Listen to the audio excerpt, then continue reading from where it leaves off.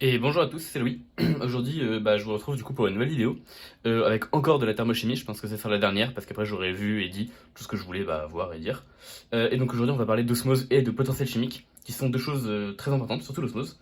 Euh, et puis on va un petit peu du coup pouvoir voir donc un exercice d'osmose ici qui va nous permettre de pouvoir à la fois comprendre ce que c'est, on va dire physiquement, et en même temps pour avoir un petit peu par les calculs donc comment s'en sortir. Et en même temps, donc ça va être du coup l'occasion de parler de potentiel chimique, puisque pour résoudre cet exercice, on va devoir utiliser la notion de potentiel chimique. Et donc encore une fois, ça va être pour moi l'occasion de pouvoir rappeler ce que c'est, l'interprétation que ça peut avoir, parce que je trouve que c'est quelque chose qui, en fait, qu'on nous définit en prépa de manière calculatoire, et à laquelle c'est pas forcément évident de donner un sens. En particulier du coup, donc je vais essayer de faire la vidéo donc un peu complète, et c'est pour ça qu'a priori je pense que j'aurai je pense pas grand chose de plus à dire, ni sur le SOS, ni sur le potentiel chimique. J'ai l'impression que ça va balayer quasiment toutes ces deux notions en fait. En tout cas, pour le programme de prépa. Donc tout d'abord, donc qui dit osmose dit qu'est-ce que c'est que l'osmose.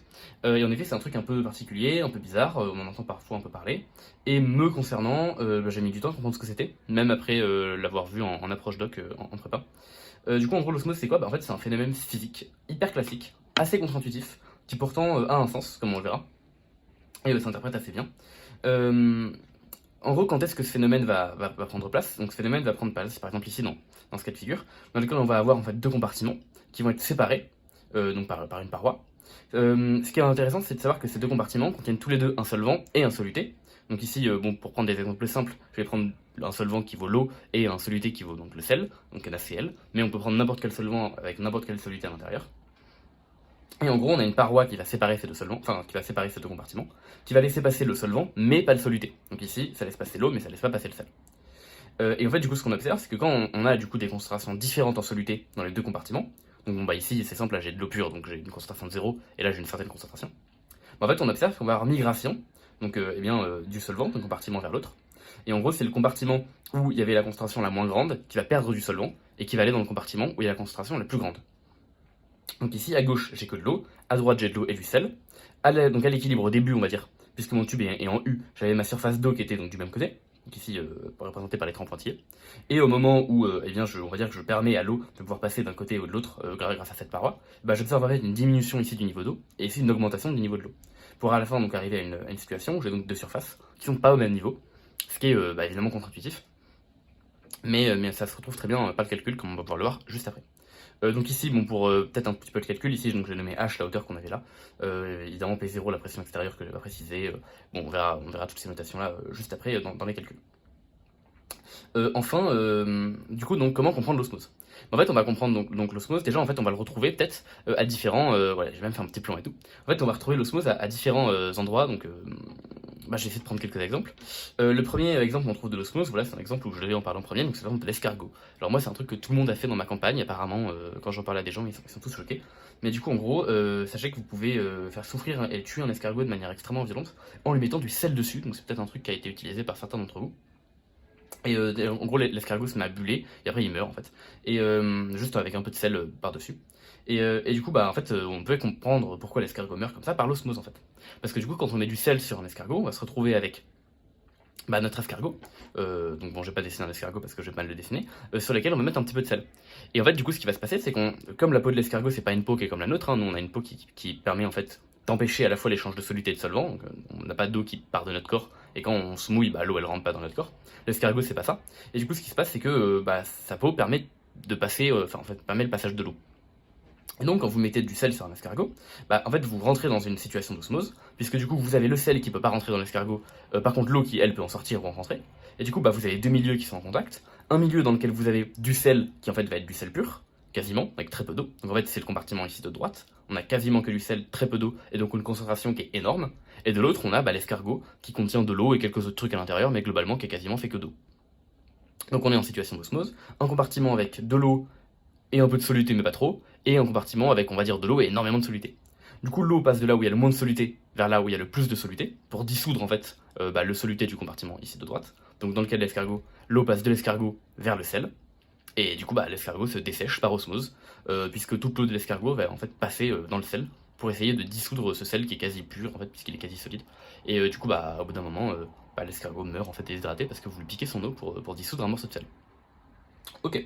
Mais du coup, l'osmose en fait explique aussi pourquoi est-ce que du coup c'est dangereux donc de boire de l'eau distillée et de boire de l'eau de mer. On va prendre les deux cas séparément. Je vais peut-être faire un petit schéma ici. Donc déjà le distillé c'est quoi? On va commencer par ça. Le distillé en fait c'est de l'eau que vous trouvez dans les labos de chimie là, et en gros c'est de l'eau qui est pure. Parce qu'en fait vous savez que nous dans l'eau qu'on boit, donc il y a beaucoup d'eau, mais il y a aussi d'autres choses. Il y a ce qu'on appelle des sels minéraux, donc du magnésium, du sodium, des trucs comme ça. Et bon évidemment il n'y en a pas beaucoup, si on a trop c'est pas bon, comme on le verra juste avec l'eau de mer. Mais on en a un petit peu et ça nous apporte des nutriments. Mais du coup ça veut dire que dans notre corps qu'est-ce qui va se passer? Bah, considérons une cellule de notre corps. Hop, une cellule comme ça. Dans cette cellule il y a beaucoup d'eau, mais il y a aussi un peu autre chose que de l'eau. Donc bon, je suis pas expert en biologie, donc je vais pas m'amuser à dire ce qu'il y a dedans, mais dans tous les cas, il y a autre chose que de l'eau. Si vous buvez de l'eau distillée, donc c'est de l'eau des labos de chimie où en fait il y a que de l'eau, donc c'est de l'eau pure 100%. Bah du coup, vous allez vous retrouver avec ici eau pure, autour de la cellule, et au milieu de la cellule, bah, vous allez avoir de l'eau pas pure. Et du coup, bah qu'est-ce qui se passe? On se retrouve encore une fois comme la cellule est un milieu qui permet le passage de l'eau, donc le passage du solvant. On va avoir migration de l'eau pure à l'intérieur de la cellule pour venir dissoudre bah, ce qu'il y a dans la cellule, les impuretés qu'il y a dans la cellule. Et donc du coup, bah, qu'est-ce qui se passe? Bah, la cellule va gonfler, parce qu'il y a de l'eau qui va rentrer dedans. Donc la cellule gonfle. Sauf que bah, là, il y a toujours de l'eau pure à l'extérieur, et il y a toujours de l'eau pas pure à l'intérieur. Donc la cellule gonfle encore. Ça n'a pas assez dissous, quoi. Donc la cellule gonfle encore. Et bon, là, je l'ai fait de même taille, mais la cellule gonfle, et en fait, au bout d'un moment, la cellule implose. Enfin, explose, du coup. Et donc, bah, c'est pour ça que typiquement, faut pas boire trop de distillé, parce que si vous buvez trop de distillé, bah, en fait, vous allez faire exploser vos cellules. Donc c'est pas génial. Mais du coup, on comprend aussi très bien pourquoi est-ce qu'il faut pas boire d'eau salée. Donc c'est par exemple l'eau de mer. Pourquoi? Parce que l'eau de mer, c'est une eau qui est giga salée. Donc il y a beaucoup, beaucoup, beaucoup de sel. Du coup, en fait, on se retrouve dans la situation inverse cette fois. On a de l'eau qui est pas pure du tout. D'ailleurs, pure, je me demande si ça prend pas un S. Bon, je vais pas le mettre, mais au pire, un E, pardon. Bon, on va dire qu'il n'y a pas de, mais ça se trouve, il y a un E. Du coup, là, vous avez de l'eau qui est pas pure du tout. Et à l'intérieur, bah, vous avez de l'eau, bon, pas trop pure, mais ça va quoi. Et du coup, bah, en fait, qu'est-ce qui se passe? L'eau de la cellule va partir à l'extérieur pour dissoudre bah, le sel que vous avez dans votre organisme. Du coup, bah, votre cellule, elle va ici, puis surtout, elle se dessèche, et vous finissez par dessécher vos cellules. Donc, conclusion, si vous buvez de l'eau trop pure, bah, vos cellules explosent, parce que à cause d'osmose, bah, elle va se gonfler, se gonfler, se gonfler. Et si jamais vous buvez de l'eau pas pure du tout, bah, votre cellule elle va se dessécher pour venir dissoudre l'eau que vous avez bu en fait. Donc en gros, qu'est-ce qu'il faut comprendre? Bon, évidemment, c'est pas boire une gorgée d'eau de mer qui va vous tuer, hein, bien sûr, il faut toute proportion garder, mais ça veut dire que c'est pas raisonnable de se nourrir qu'avec de l'eau de mer ou qu'avec de l'eau distillée. En plus, évidemment, de toutes les lacunes nutritionnelles que vous allez avoir, bah, surtout, c'est pas bon pour vos cellules en fait. Donc voilà, je pense que ça va être à peu près mieux à comprendre ce que c'est que l'osmose, comment ça va se passer et pourquoi ça se passe. Mais justement, du coup, pourquoi ça se passe? C'est-à-dire, bon là, on a bien un mouvement, on a bien des forces qui agissent, puisque l'eau, il y a bien une force qui la pousse en dehors de la cellule, ou qui la pousse à l'intérieur. Et même pour l'escargot, il y a bien une force qui pousse l'eau à l'extérieur de l'escargot. Cette force, c'est quoi? Bah du coup, c'est la dernière partie de mon plan ici, donc c'est l'interprétation physique, pardon, qui en fait est une interprétation anthropique. Puisque du coup, bah, en fait, ce qui explique l'osmose, c'est en fait un phénomène qui est purement anthropique. En gros, l'idée c'est que, on va essayer de le voir comme ça. L'entropie, déjà, c'est quoi? Donc il y a plein de définitions d'entropie, on peut le voir de plein de manières différentes. Globalement, nous, l'interprétation qu'on va utiliser ici, c'est le désordre ou c'est le manque d'informations qu'on a sur le système. Donc par exemple, si vous prenez de l'eau pure, donc je suis un petit bécher avec que de l'eau pure, bah du coup vous allez avoir une entropie max parce qu'à l'intérieur vous avez très très peu de contraintes sur votre eau, à part peut-être au niveau des parois et au niveau de la surface. Et du coup votre eau elle peut être n'importe comment à l'intérieur, vos petites molécules d'eau à l'échelle microscopique elles peuvent être n'importe comment. Et du coup vous allez avoir un maximum du désordre, un maximum de l'entropie. Maintenant, qu'est-ce qui se passe si vous rajoutez un grain de sel à l'intérieur, que je vais faire volontairement avec une, avec une taille disproportionnée? Bah, désormais, vos molécules d'eau, elles vont devoir solvater ce sel. Elles vont devoir le solvater parce que vous allez avoir du Na+, vous allez avoir du Cl-. Du coup, bah, vous allez avoir une solvatation comme ça. Donc, imaginons que là j'ai un ion chlore, chlore-. Bah, du coup, les petits hydrogènes, là, ils vont se situer à côté. Hop, ça va solvater. Et du coup, ici, évidemment, si je mets un cation Na+, cette fois-ci, vous allez avoir l'oxygène qui va se rajouter à côté. Du coup, ce qui va se passer, c'est qu'autour des cations que vous allez mettre, vous allez avoir une baisse du degré de liberté de l'eau. Pourquoi? Parce que vous forcez l'eau bah, à solvater les ions d'une certaine manière.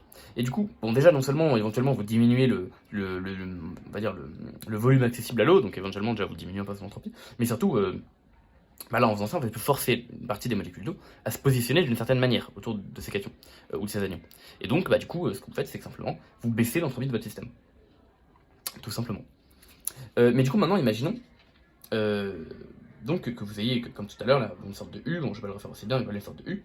Au début, on va dire que le niveau est identique, et que dans l'un, donc vous avez du sel, et dans l'autre, bah, vous n'avez pas de sel du tout. En fait, ce qui va se passer, c'est que donc, bah, dans le compartiment de droite, hop, je vais mettre ça comme ça. Ce qui va se passer, c'est donc que dans le compartiment de droite, vous allez avoir une baisse de l'entropie par rapport au niveau de gauche. L'entropie, vous avez l'entropie, enfin, dans le compartiment de gauche, vous avez une entropie maximale, dans le compartiment de droite, vous avez une entropie baissée, à cause de la solvatation des anions et des cations. Et du coup, comme physiquement, en fait, l'entropie tend à se maximiser, donc ça c'est un principe de thermo connu, c'est le deuxième principe de la thermo. L'entropie créée, elle est maximale, bref en gros l'entropie ça se maximise. Du coup en fait ce qui va se passer, c'est donc que là l'entropie de votre système c'est l'entropie du système 1 et l'entropie du système 2. Or, en fait vous pouvez atteindre un maximum de l'entropie globale en diminuant un peu l'entropie du système 1 et en augmentant un peu l'entropie du système 2. Évidemment, vous n'allez pas atteindre ce maximum en mettant rien du tout dans le système 1 et beaucoup d'eau dans le système 2, enfin une infinité d'eau dans le système 2, parce qu'à un moment vous n'allez pas non plus avoir... Enfin, bon, vous allez atteindre une limite, quoi, et l'entropie globale va commencer à diminuer, parce que bon, là vous avez quand même beaucoup d'entropie, quoi, donc c'est bien si vous avez encore pas mal d'eau. Genre, bon, je sais pas si c'est clair ce que je dis, mais en gros, si le volume diminue un peu, de facto vous allez perdre des molécules dans votre système, et du coup, vous allez perdre un nombre de configurations totales possibles. Vous savez, c'est quand je parle de S égale KB log de oméga. Si ça vous dit rien du tout, bon, dire c'est pas très grave, mais en gros, ça traduit le nombre de configurations possibles pour votre système. Et évidemment, plus vous avez de molécules, plus il y a de configurations possibles pour le système. Enfin bon bref, du coup dans tous les cas ce qui va se passer, c'est que donc pour augmenter l'entropie globale, du coup les molécules d'eau du compartiment de gauche vont migrer vers le compartiment de droite pour diluer un peu plus le compartiment de droite. Puisque justement plus il est dilué, plus l'entropie va augmenter, parce que du coup il y a de moins en moins de molécules qui vont avoir des contraintes, puisque de facto, si jamais il y a une concentration toute petite, il y a très peu de molécules qui ont des contraintes parce qu'il y a très peu de cations et d'anions à solvater. Si vous avez une concentration énorme, il y a beaucoup de cations et d'anions à solvater, donc vous allez avoir énormément de contraintes et donc une entropie toute nulle. Voilà. Et du coup, en fait, c'est comme ça qu'on peut interpréter l'osmose. Et du coup, on voit que c'est vraiment un phénomène qui est purement anthropique. On peut même parler du coup de force anthropique, et oui, c'est un terme, qui va donc venir tirer, en fait, ici, les petites molécules d'eau vers le compartiment de gauche, vers le compartiment de droite. D'où, du coup, justement, le déséquilibre en fait, qu'on avait ici au niveau de la hauteur H. Donc voilà, donc ça c'était la première chose. Donc maintenant, on voit à peu près ce que c'est l'osmose, on voit à peu près d'où ça vient, on comprend un petit peu. Maintenant, donc, il s'agit justement de pouvoir trouver, en fait, donc résoudre cet exercice. Donc bon, c'est vrai que j'ai commencé une situation, j'ai même pas vraiment posé de questions. En fait, ici, ce qu'on va chercher à faire, c'est qu'on va chercher à relier ici la hauteur H, donc la variation de hauteur de l'eau, en fonction ici de la concentration en sel. C'est ce qu'on va chercher à relier. Donc vous allez voir, on va trouver des petites lois. Donc bon, je vous ai dit que ça allait parler potentiel chimique, donc vous pouvez vous douter qu'on va parler du potentiel chimique. Mais du coup, je vais essayer de revenir dessus et je vais essayer d'exprimer d'abord ce que c'est, comment est-ce qu'on le définit mathématiquement, comment est-ce qu'il varie, vous donner une interprétation de tout ça, et ensuite avec ça, on devrait très bien voir pourquoi est-ce que ici c'est vraiment malin de considérer le potentiel chimique. Une fois qu'on aura vu tout ça, ça semblerait évident de considérer le potentiel chimique ici, et on déroulera les calculs, on aura fait le plus dur, ça sera pas très long. Ça tombe bien, il est juste là mon potentiel chimique, hop. Du coup, qu'est-ce que c'est que le potentiel chimique?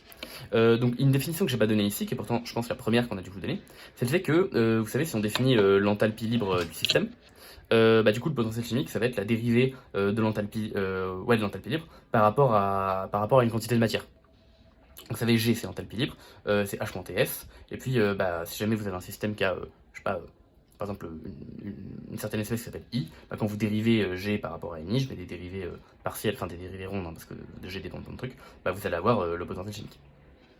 De I, évidemment. Ok, bon, ça c'est une première définition, donc ça nous donne l'unité de I, ok, c'est en mol par... en joule par mol, pardon. Bon, ok, c'est cool. Du coup, donc ça veut dire qu'on peut écrire une petite différentielle de G, notamment comme étant une somme de N mu I, ok, c'est sympa. Mais bon, ça nous aide pas énormément. Éventuellement, après, on pourrait aller vers le delta RG, vers les dexis, enfin, c'est ce que vous avez dû voir. Mais ça nous aide pas trop, et honnêtement, c'est pas évident de comprendre ce que ça traduit, quoi. Le fait que la dérivée de l'enthalpie libre, c'est Ni, bon, c'est mu I, bon, c'est clairement pas évident. Ensuite après vous avez peut-être dû voir comment le potentiel chimique varie. Donc déjà il dépend de quoi ce potentiel chimique? Il dépend de trois trucs. Il dépend de la température, de la pression et de la composition de votre système. Donc ici par exemple le potentiel chimique de l'eau va dépendre de la température à laquelle on se place, de la pression, donc ça veut dire que le potentiel chimique ne sera pas identique partout pour toutes les molécules d'eau. Par exemple ici il ne sera pas identique là, parce que la pression change. Et en même temps il va dépendre de la composition, du coup ça veut dire que le potentiel chimique a priori ici ne sera pas le même que le potentiel chimique qui est juste là. Parce que même si on est à la même température et aux mêmes profondeurs, donc même niveau de pression, non, je dis des bêtises, le potentiel chimique est genre là par rapport à lui par exemple.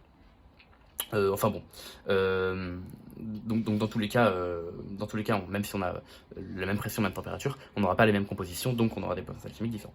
Ok, c'est cool. Maintenant, comment est-ce qu'il varie le potentiel chimique en fonction de T, de P et de la composition? En fait, du coup, il va varier en extrayant donc, ces petits termes-là, donc je vais essayer de préciser mes notations. Donc, vous avez sûrement dû entendre parler du potentiel chimique standard. Vous savez que le petit degré là, que j'ai mis ici, bon là je me suis gouré, je l'ai mis en bas, mais voilà, c'est un petit degré qui est là. Hop. Du coup, le potentiel chimique standard, en fait, toutes les grandeurs standards en thermo, elles ne dépendent que de la température. Donc déjà, on sait qu'on va avoir une histoire de potentiel chimique standard à un endroit. Mais du coup, puisque ça dépend que de la température, c'est qu'on va pouvoir séparer en fait le terme en pression, le terme en température et le terme de composition. Le terme de composition, c'est simple, c'est RT ln de l'activité. Donc évidemment, puisque vous parlez du potentiel chimique d'une espèce, ce sera RT ln de l'activité de cette espèce. Donc les activités, c'est des trucs que vous voyez en fait dès la sup.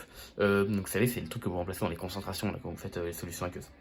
En fait, en thermo, en fait, en toute rigueur, c'est pas la concentration, c'est la fraction molaire, l'activité, c'est fraction molaire. Et en fait, en thermo, on va pas la bouger, enfin, on va pas la remplacer par la concentration, c'est une extrapolation, ça.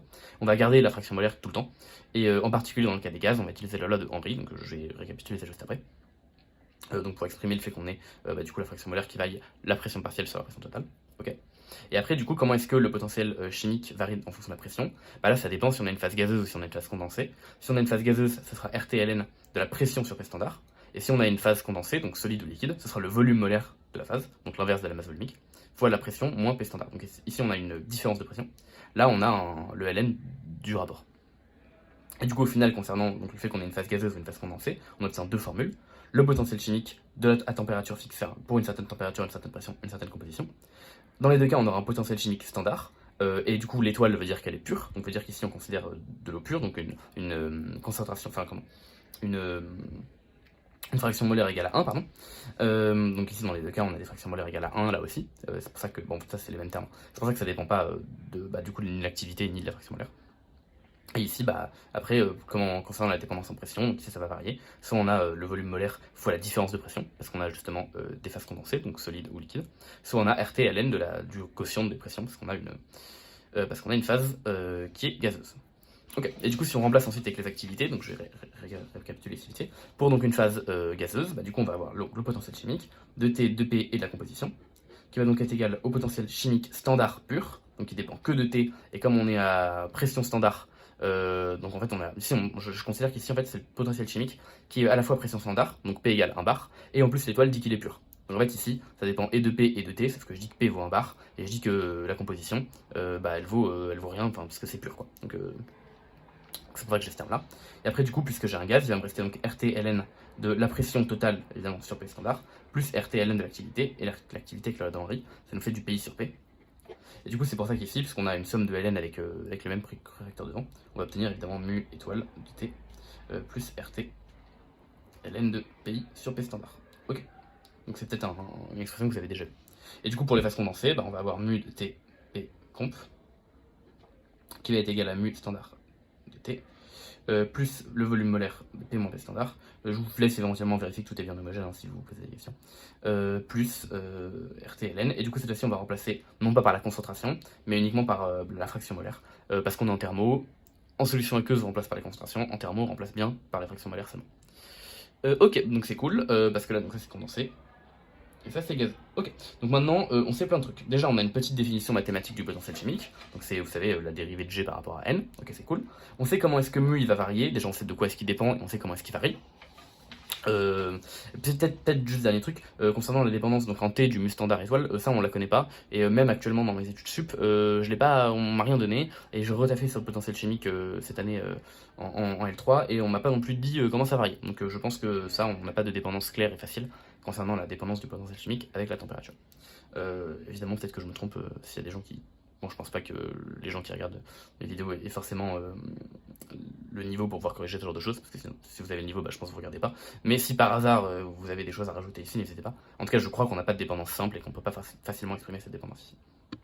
Bon, dans tous les cas, donc ça nous donne des expressions du potentiel chimique, donc c'est cool. On sait d'où ça vient à peu près, on sait comment ça varie, de quoi ça dépend, c'est cool. Mais du coup, qu'est-ce que ça traduit physiquement? Qu'est-ce que ça traduit chimiquement, le potentiel chimique?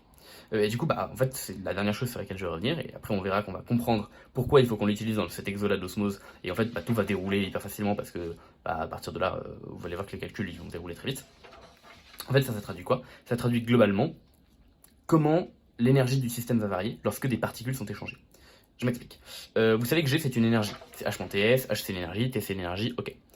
Ici, vous voyez que donc G, donc des G, ça va être la somme des, ici, c'est des DNI, donc c'est la somme des MUI, DNI.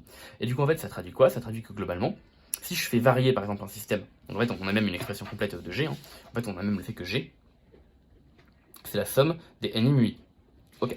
Et du coup, G, c'est une énergie, et donc en fait, ça traduit quoi? Bon, imaginons que j'ai un système avec que de l'eau et du sel, donc je vais avoir mu O fois NO, plus mu sel, fois N sel. Ok. Et du coup, si jamais je fais varier, par exemple, ma quantité de mol d'eau de 1 mol, donc si je rajoute 1 mol d'eau dans mon système, on voit que G, va augmenter de mu O. Et donc en fait, on voit quoi? En fait, est-ce que ça rappelle un truc? Ouais, ça rappelle clairement un truc, ça rappelle KBT. Vous savez, KBT c'est l'énergie aussi, c'est un facteur, donc le dit facteur de Boltzmann, que vous retrouvez absolument partout, donc qui traduit, vous savez, l'énergie de désordre, etc. Et en fait, globalement, KB, comment est-ce qu'on peut un peu interpréter KB? En fait, KB, c'est l'unité d'énergie en température. C'est-à-dire que, bon, bah, globalement, on voit que la température, ça a rien sur l'énergie, c'est à peu près évident. Maintenant, c'est pas les mêmes dimensions, donc c'est quoi le lien entre les deux? C'est quoi la passerelle? Bah, la passerelle, c'est KB. Et en fait, ça nous donne quoi? On sait que quand on augmente d'un Kelvin l'énergie d'un système, enfin, quand on augmente plutôt la température d'un système d'un Kelvin, on sait que l'énergie du système va augmenter. Elle augmente de quoi? Elle augmente de KB. Et c'est pour ça que c'est grâce à KB qu'on peut parfois exprimer les énergies du système en Kelvin directement. C'est parce qu'on sait que globalement, c'est à KB près. Bah mu c'est exactement pareil en fait, mu c'est KB. Sauf que c'est KB pourquoi? C'est KB pour une quantité de matière. Et donc par exemple ici mu O, bah, si je augmente une mole, si je rajoute une mole d'eau dans mon système, l'énergie de mon système varie, et du coup elle va varier de quoi? Elle va varier de mu O. Ce qui est du coup très important ici, c'est de noter que ici on a donc vraiment la variation d'énergie du système lorsqu'on a de l'ajout ou du retrait de matière. C'est vraiment ça qu'il faut comprendre. Et du coup, en fait, G de manière générale, c'est pour ça qu'on l'utilise beaucoup en chimie, c'est parce que on travaille vraiment sur des systèmes ouverts qui échangent de la matière ouvertement. C'est par exemple pour ça que vous allez utiliser G, et donc du coup, vous savez, l'activité standard, vous savez, moins delta Rg là, pour exprimer des conditions d'équilibre, lorsque par exemple vous avez des équilibres liquide-vapeur, ou liquide-solide. Donc je sais pas, là j'ai de la vapeur, là j'ai de l'eau, et du coup, quand on est à l'équilibre, bah on a quoi? En fait, quand on est à l'équilibre, c'est que théoriquement, on va dire que l'eau ici pourrait diminuer son G en faisant passer de l'eau liquide, d'ailleurs j'ai mis aussi liquide ici, de l'eau liquide en eau vapeur. En effet, si on faisait ça, on diminuerait G, on la diminuerait de quoi? On la diminuerait de mu. A l'inverse, du coup, on pourrait aussi diminuer ou augmenter le G de la vapeur. Puisque du coup, bah, si on faisait bouger des molécules d'eau liquide en eau vapeur, on augmenterait donc G du haut, de combien? On augmenterait de mu vapeur. Et du coup, on voit que globalement, bah, G c'est de l'énergie, on va chercher un minimum d'énergie, on va chercher un minimum d'énergie globale, c'est comme l'entropie tout à l'heure. C'est pas donc ni le minimum de ce système, ni le minimum de ce système, c'est le minimum d'énergie globale. Et du coup, bah, ce minimum d'énergie globale, il est atteint comment? Il est atteint lorsqu'on a en fait égalité des potentiels chimiques, c'est-à-dire lorsque ça coûte aussi cher de faire passer une molécule d'eau liquide à vapeur que d'une molécule vapeur à eau liquide. Et du coup, bah, c'est vraiment voilà, quand on a égalité des potentiels chimiques, donc quand ça coûte autant d'argent, enfin autant d'énergie, autant de. Quand c'est aussi chiant pour le système, quoi, de faire passer du système de liquide en vapeur, de vapeur en liquide. À ce moment-là, on aura évidemment équilibre. Bon, on fait également un équilibre de pression, en fait, ça va être les deux conditions pour qu'on ait équilibre. Équilibre de pression, équilibre du potentiel chimique. Mais du coup, en tout cas, on comprend bien que ce potentiel chimique, bah, en fait, le rôle qu'il joue.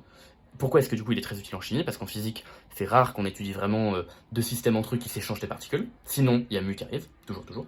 Et du coup, c'est uniquement pour des systèmes ouverts dans lesquels la quantité de matière peut varier.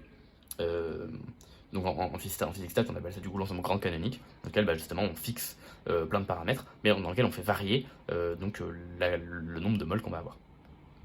Plus précisément aussi température, volume et potentiel chimique. Voilà. Enfin bon. Et du coup, bah maintenant en fait, on comprend parfaitement pourquoi est-ce qu'on va utiliser le potentiel chimique pour l'osmose. Et là, vous comprenez pourquoi est-ce que je vous ai dit que les effets c'était terminé.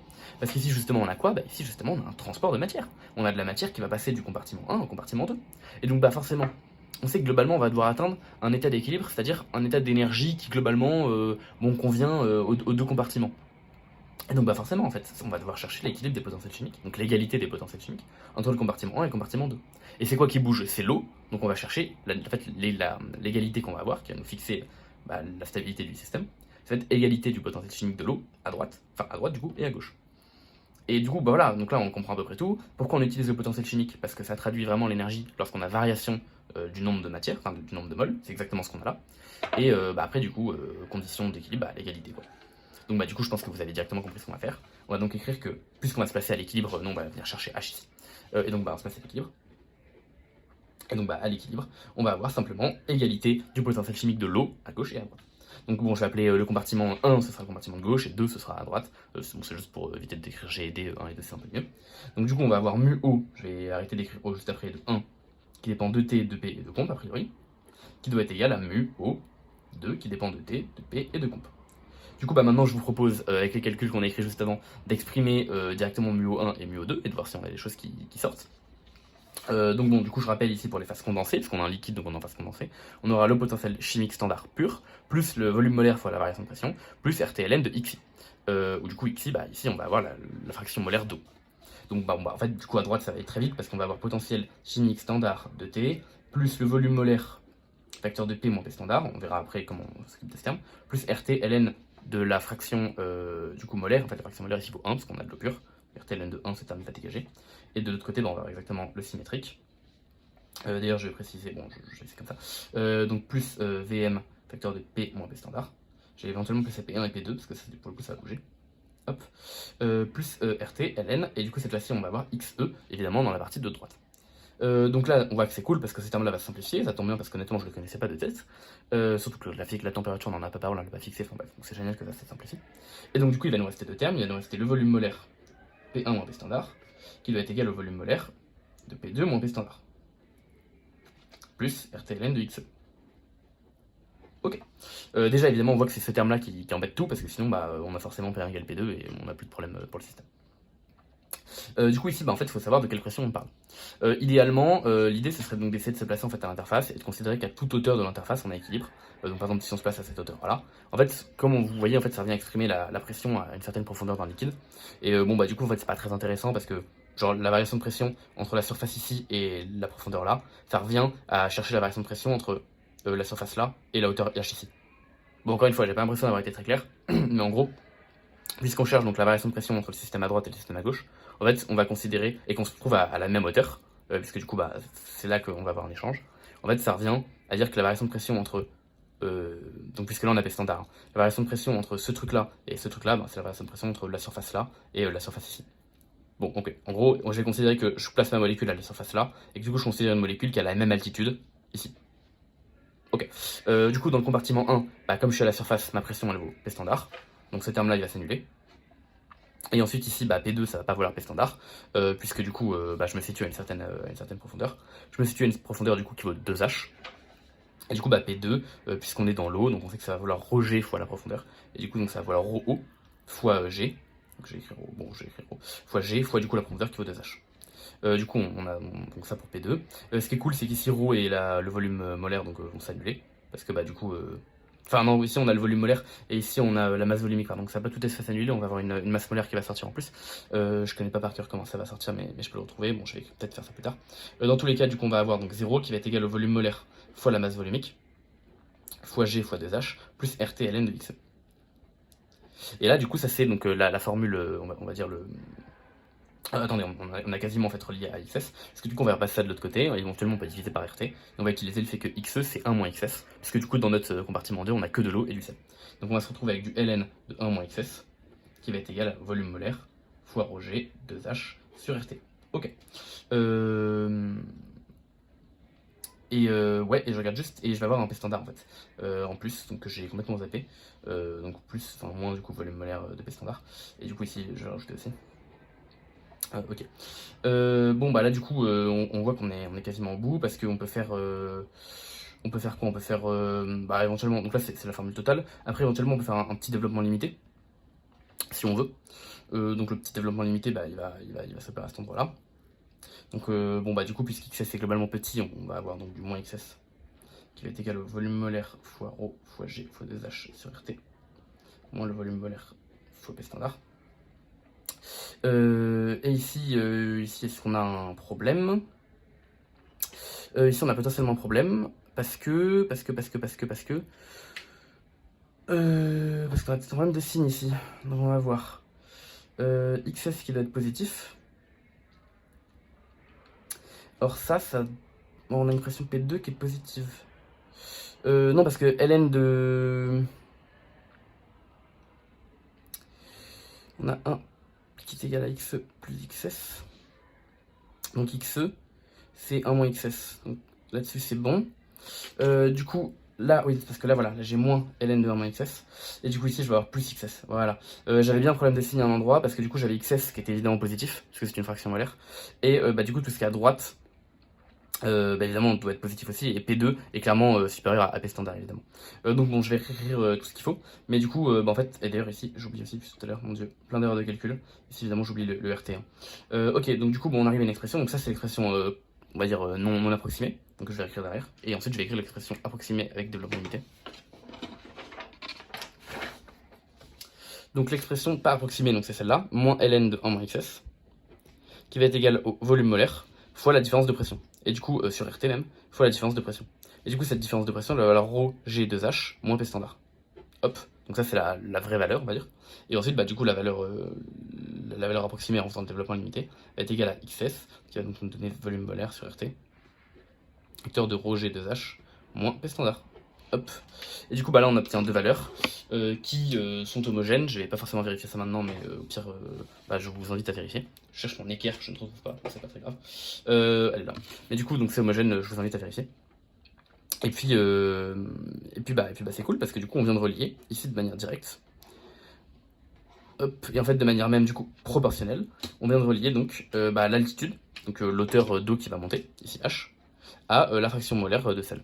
Et donc du coup, on peut en déduire que si on met un peu de sel, entre mettre epsilon de sel et mettre 2 epsilon de sel, on aura une hauteur qui va varier d'un facteur 2, et c'est plutôt semblable à ce qu'on observe dans l'expérience.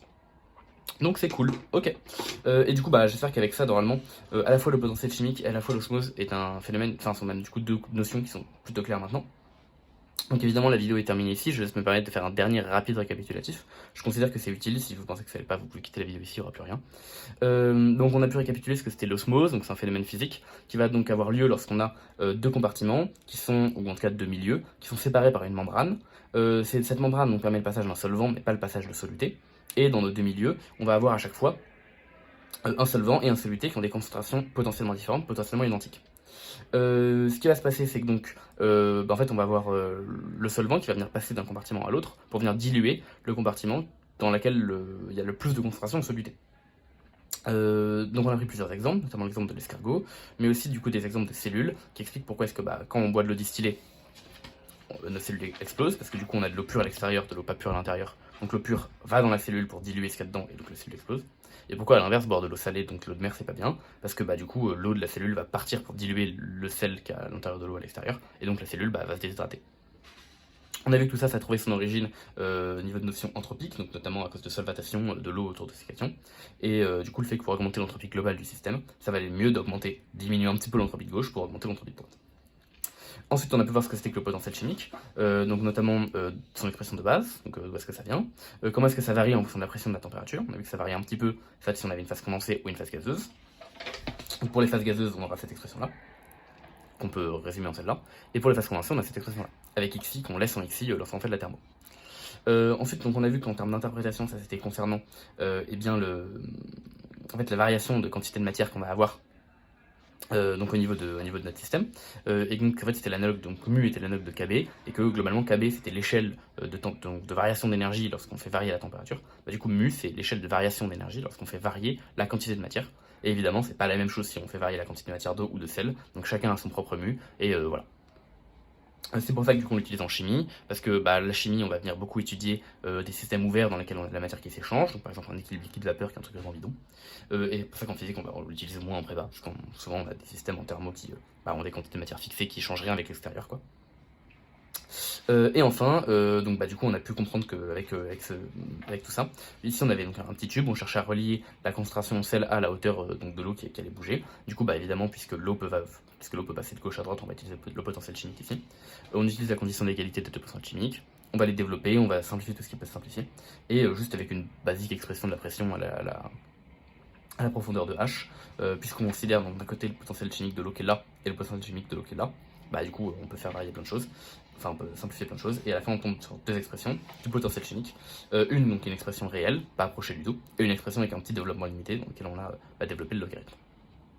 Et on trouve donc du coup des lois de variation de donc XS en fonction de H, et XS évidemment ça va être lié à la concentration en sel. Voilà. Donc écoutez, du coup c'est à peu près tout pour moi, j'espère que ça vous aura plu. Avec ça normalement en termes de potentiel chimique vous êtes clair, parce que vous savez d'où ça vient, vous savez comment l'interpréter, et vous connaissez la seule formule réellement utile, qui du coup c'est les deux formules qui sont celles-là, que j'invite vraiment à connaître. Et du coup l'osmose, j'espère que vous avez compris comment ça marche maintenant, que ça a moins de secrets, que pareil vous comprenez en même temps son origine. Si vous avez des questions, n'hésitez pas à les poser en commentaire, j'essaierai d'y répondre. Et sur ce, moi du coup je vous souhaite une très bonne journée, puis une très bonne continuation. Et à la prochaine pour je sais pas encore trop quoi, mais là pour le coup je n'ai pas forcément d'idée particulière. Mais écoutez, à la prochaine, et puis portez-vous bien en attendant. Allez, au revoir.